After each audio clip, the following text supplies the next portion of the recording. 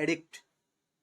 A person who is physically dependent on a substance or harmful drugs is called addict.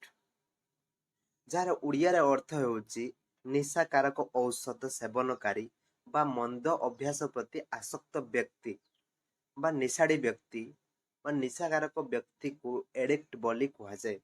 ଯେଉଁ ବ୍ୟକ୍ତି ଅତ୍ୟଧିକ ମାତ୍ରାରେ ନିଶାରେ ରହିଥାନ୍ତି ତାକୁ ଏଡିକ୍ଟ ବୋଲି କୁହାଯାଏ।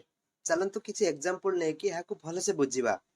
ମାତ୍ର 24 ବର୍ଷ ବୟସରୁ ସେ ଡ୍ରଗ୍ସ ନିଶା କରିଲେନି, ଯାହାକୁ ଇଂରାଜୀରେ କହୁ is only 24 years old and a drug addict. Second example ଆମେ ନେବା, ସେ ଜଣେ ନିଶା ସେବକ ଥିଲେ। she was a drug addict. ତ ମୁଁ ଏଠାରେ କହି ରଖୁଛି ଏଡିକ୍ଟ ଏକ ନାଉନ୍ ୱାର୍ଡ ଅଟେ। ଏଡିକ୍ଟ ଏକ ନାଉନ୍ ୱାର୍ଡ ଅଟେ, ଯାହାକୁ ଗୋଟେ ସର୍ଟ ଟ୍ରିକ୍ସ ଉପାୟରେ ଆମେ ଭଲସେ ମନେ ରଖିପାରିବା। ଯାହାର ଆମେ ଏହାକୁ ଆଗେ ଦୁଇଟି ପାର୍ଟରେ ଡିଭାଇଡ କରିଦେବା। ଏ ପ୍ଲସ୍ ଦିକ୍କତ। ଦିକ୍କତ ଏକ ହିନ୍ଦୀ ୱାର୍ଡ ଅଟେ, ଯାହାର ଓଡ଼ିଆ ହେଉଛି ଅସୁବିଧା। ତ ଏହା ଟ୍ରିକ୍ସ ହେଉଛି ଯଦି ଜଣେ ନିଶା ନ ଛାଡ଼ିବ ତ ତାକୁ ବହୁତ ଅସୁବିଧା ଫେସ୍ କରିବା ପାଇଁ ପଡ଼ିବ। ତ ନିଶାଡିକୁ ଆମର ଏଡିକ୍ଟ ବୋଲି କୁହାଯାଏ।